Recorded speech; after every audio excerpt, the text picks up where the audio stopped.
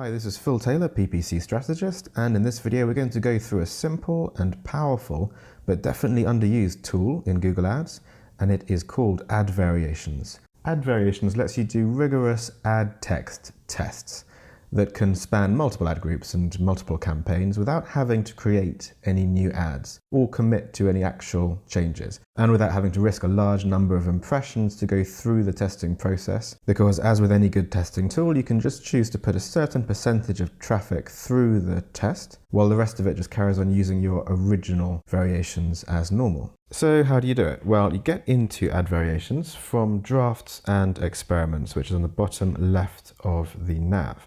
And then there's an Ad Variations tab at the top, as you can see. You have to be on the All Campaigns view to create an ad variation. And if you're not, then Shift A is the interface shortcut to bump yourself up to All Campaigns. Then create New Variation, and here you can set all the specifications for your test. First, are you going to run the test in all campaigns or in a selection of campaigns? The type will be text ads. And then here's the fun part. So the filter is very flexible.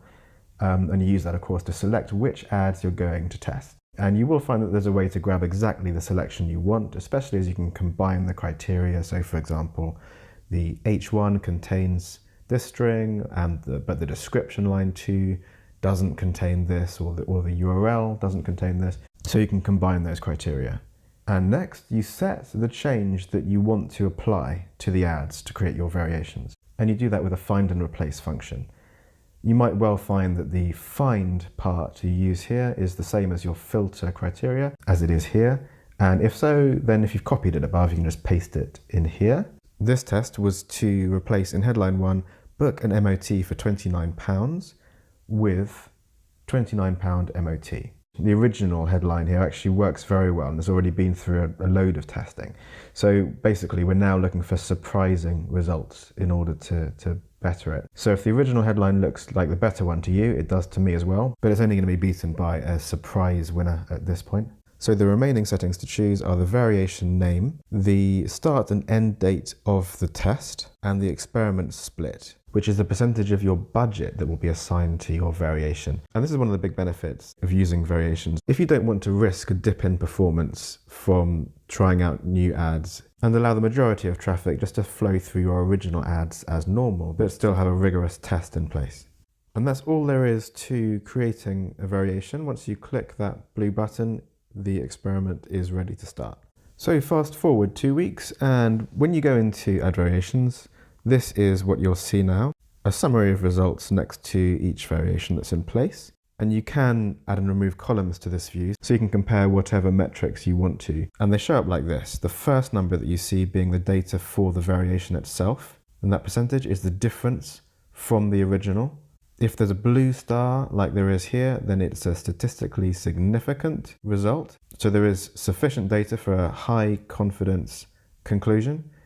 And the confidence interval down there, which you also see in the summary results in the table, is the range between the highest and lowest possible difference based on the analysis of the results. It's interesting to see here, by the way, and I've seen a few times, that there's a significant difference sometimes in impressions between the original and variation ads. You might intuitively expect that to be the sort of basis of the test, and you get about the same number of impressions for the ads, and what happens to those impressions in terms of clicks and conversions varies. But the fact that impressions themselves vary so much has to be the result of a difference in ad serving. So the worse ad was eligible to show less often. Interestingly, the variation ad also had about a 22% lower click-through rate, and the lower click-through rate is surely related to the fact that it's being served less often. So moving on to the most important metrics. Apparently there's not enough data at this stage to give a statistically significant result on cost per conversion, which is the primary metric that I'm interested in here. But again, note that with the major difference in impressions, we should also be looking at the actual volume potential, and that's definitely lower here.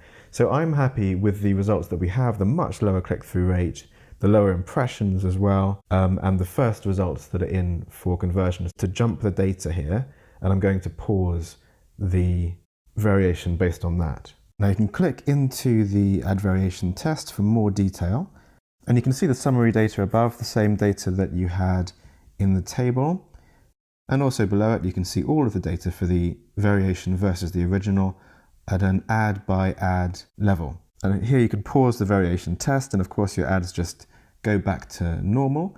If you apply, then you are basically saying apply the find and replace function that you use to create your variation, and all of the originals will be replaced with the variation. So this is a really neat and simple ad testing function in Google Ads. It has been around for quite a while, but I know that a lot of people haven't paid much attention to it. And if you're one of them, as I was for a while, it's definitely worth a closer look. Okay, that's it for this video. If you enjoyed it, then please do subscribe and make sure you don't miss any more of these updates. Check out the description as well. I'm sure I'll put a couple of goodies in there. But for now, this is Phil Taylor, PPC Strategist. Until next time.